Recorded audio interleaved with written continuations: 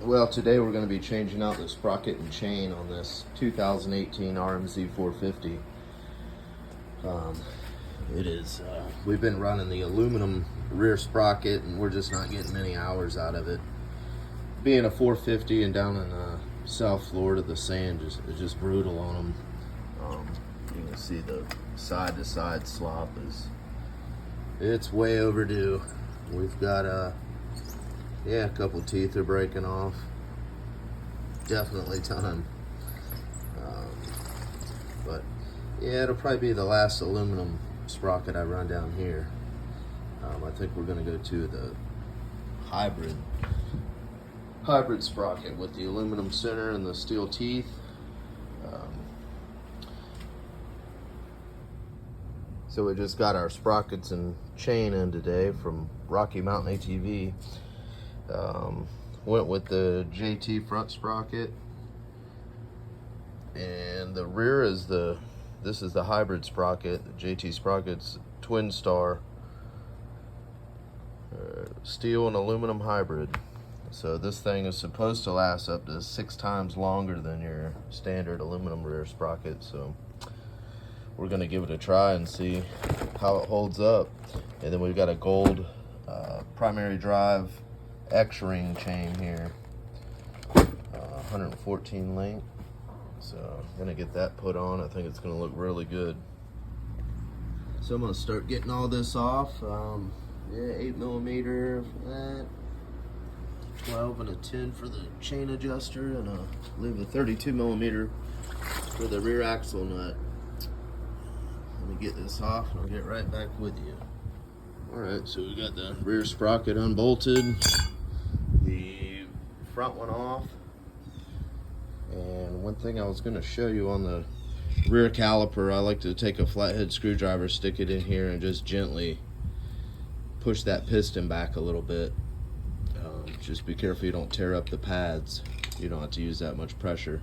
But the reason of doing that is so when you're putting the back tire back on, you're not fighting the rotor, getting it lined up in between the pads there. It gives you a little more room.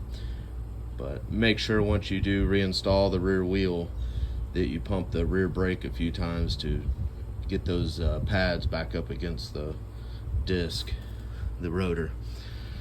And also I noticed this rear axle is pretty dry, so all that's going to get cleaned up and greased, just to make sure that slides freely in the hub, doesn't get seized up to the bearings anytime. Alright, so we're ready to start putting everything back together. The new sprockets on.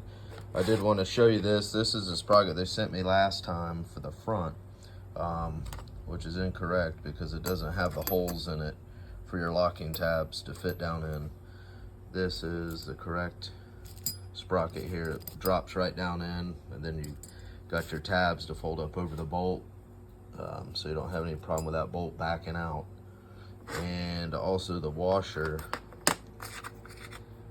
it's slightly concaved. I don't know if you can see it a little bit, but it's stamped outside, so make sure when you take that off that you read that and get it put back on correctly. And then this washer is recessed, or it just snaps right down inside of it.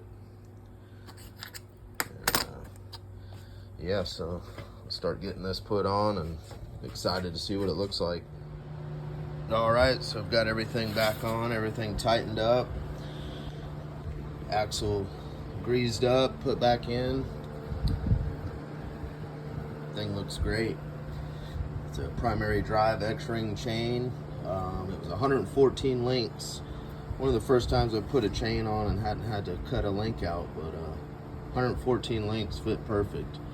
I think I'm on number 3 adjustment, so plenty of adjustment left. Yeah, I'm pleased with the way it looks. This JT Twin Star hybrid sprocket, I think it's going to last a long time. And we've got the X-ring primary drive chain. Yep, looks good.